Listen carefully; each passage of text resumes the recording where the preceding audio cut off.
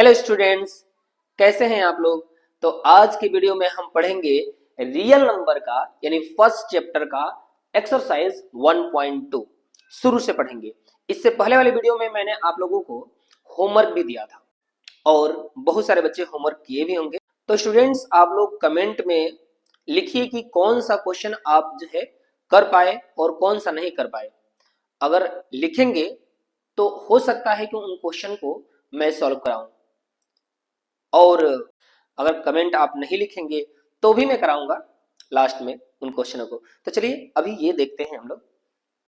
ये आप लोगों का फर्स्ट क्वेश्चन है और बहुत ही इंपॉर्टेंट क्वेश्चन है। ये एग्जाम में आता ही आता है और आएगा, तो इसलिए आप इस क्वेश्चन को बहुत ही ध्यान से देखना।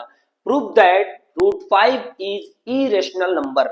आपको ये प्रूफ करना है कि √5 एक इरेशनल नंबर है। चलिए सॉल्यूशन करते हैं इसका। देखिए, लेट हम मान लेते हैं कि √5 इज अ रेशनल नंबर। हम मान लेते हैं कि √5 एक क्या है, रेशनल नंबर है। Then so √5 equal a/b। हम इसको क्या कर सकते हैं, a/b के फॉर्म में लिख सकते हैं अगर ये रेशनल नंबर हो तो। Where a and b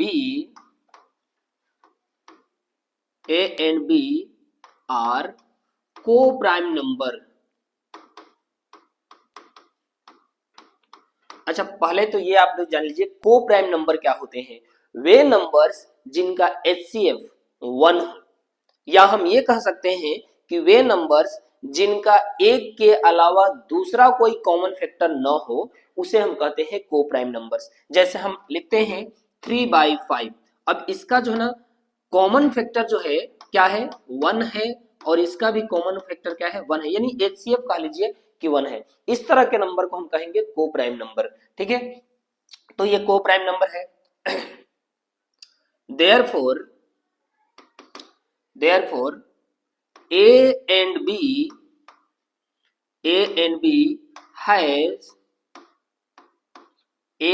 B has no other common factor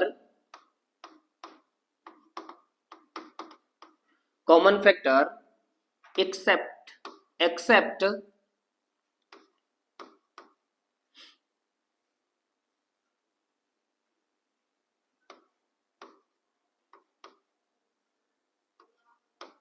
accept 1। हमने क्या लिखा कि इसका जो है 1 के अलावा कोई दूसरा कॉमन फैक्टर नहीं होगा। केवल क्या हो सकता है, 1 हो सकता है। ठीक है ना, इसके अलावा कोई दूसरा कॉमन फैक्टर नहीं हो सकता है। तो चलिए इसको शुरू करते हैं। दोनों साइड का हम स्क्वायर कर देते हैं। चलिए देखिए, यहाँ पे दो पार्ट में हमने बांट दिया है इसको, ताकि जो ना स्पेस में कम है इसलिए। तो लिखेंगे स्क्वायर बोथ साइड।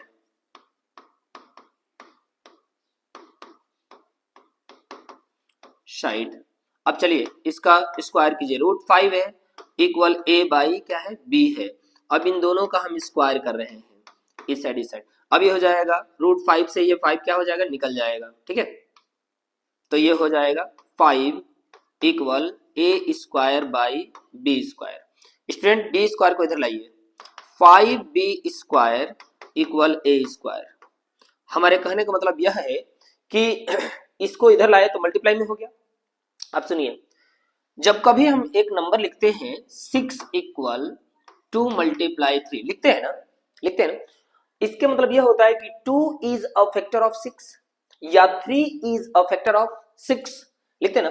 तो यहां पे अगर हम लिख रहे हैं कि a² इक्वल 5b², यानी 5 is a factor of a², तो लिखेंगे therefore 5 is a factor of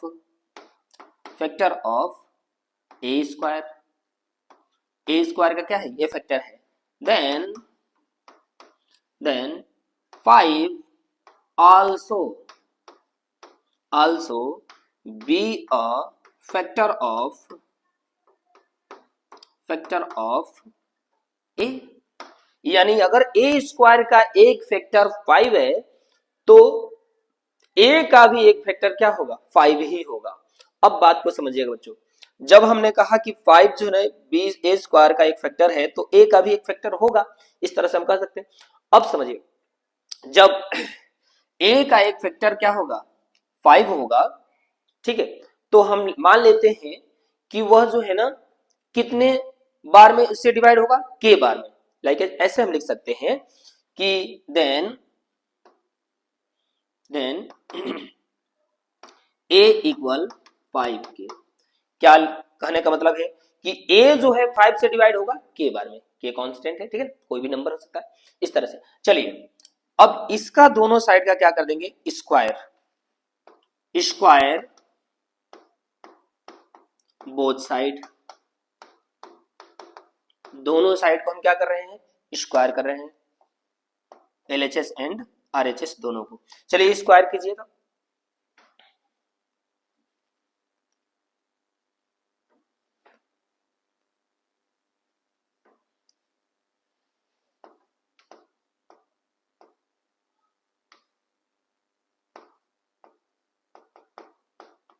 both side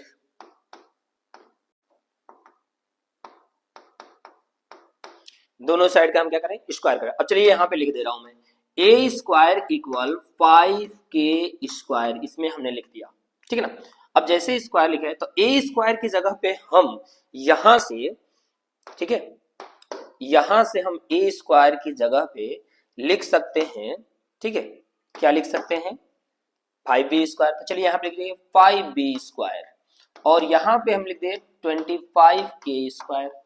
यानी यहां से अगर 5 से 25 को कैंसिल किया जाए तो 5 बार में कैंसिल होगा, तो यहां से लिखते हैं कि b स्क्वायर इक्वल 5 के स्क्वायर। अब यहाँ पे बच्चों, यहाँ पे देखिए ए स्क्वायर इक्वल 5b स्क्वायर था, अब यहाँ पे आगे b स्क्वायर इक्वल 5 के स्क्वायर आ गया। तो यहाँ पे हम लिख सकते हैं कि b स्क्वायर या 5 is a factor of b square, then 5 also be a factor of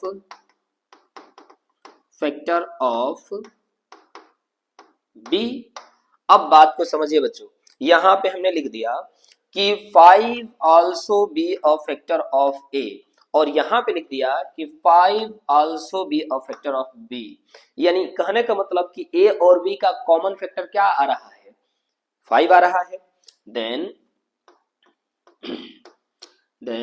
a and b has 5 in common factor,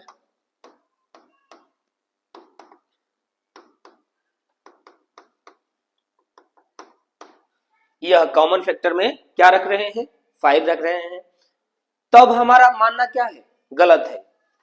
Therefore we assume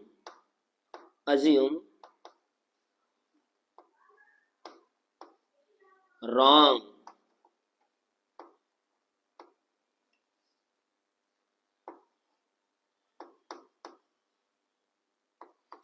We assume wrong। So root 5 is an irrational number।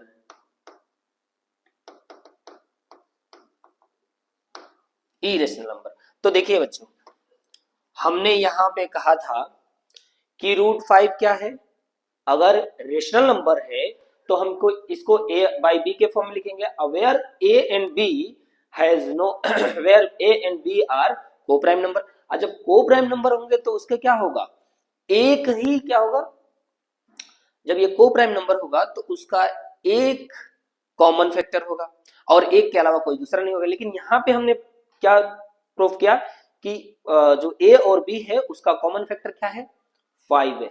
दोनों का ही common factor क्या है, 5 है। इसलिए हमारा मानना क्या है, गलत है। √5 एक क्या है, इरेशनल नंबर है। तो ये प्रूफ हो गया। ठीक है, ठीक है। तो चलिए नेक्स्ट देखते हैं। इस सवाल क्वेश्चन को ना ध्यान से पढ़ लीजिएगा, क्योंकि ये एग्जाम में आएगा ही आएगा, चाहे वो बोर्ड का एग्जाम हो फाइनल या फिर आप लोग का हाफ ईयरली वाला हो, दोनों में ही हो सकता है। चलिए नेक्स्ट देखते हैं। इसमें ये तो आसान होता है, ये सेकंड क्वेश्चन है इसका देख लीजिए। ऐसे हम सोल्यूशन, ये बहुत आसान होता है। इसमें आपको दिया रहेगा ना कि √5 जो है ना इरेशनल नंबर है, प्रूफ कीजिए कि ये भी एक इरेशनल नंबर है। तो बहुत ही आसान है, देखिए हलवा है, इसको ऐसे लिख दीजिए, लेट 3 + 2√5 = a। मान लिए अब 3 को उधर ले जाइए, तो ये हो जाएगा √2√5 = a - 3। अब 2 को भी उधर ले जाइए, √5 = a - 3/2 और लिखेंगे because √5 is an irrational number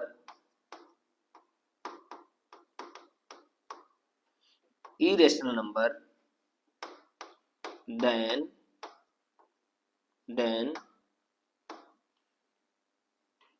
अब ये देखिए इरेशनल नंबर है और ये क्या है, रेशनल नंबर है, ठीक ना, irrational number and a - 3/2 is a rational number। Rational number कहां से प्रूफ हो रहा है, देखिए ये रूट में है इसलिए, देन रेशनल नंबर है, देन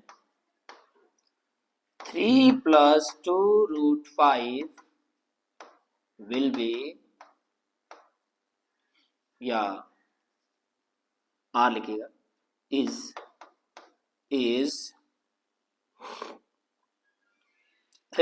irrational number।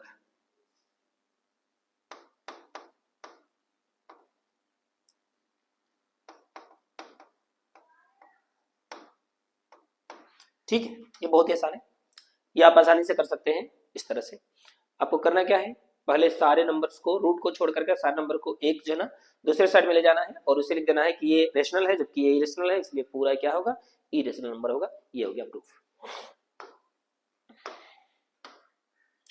अब अगला क्वेश्चन है ये, और ये भी आसान है।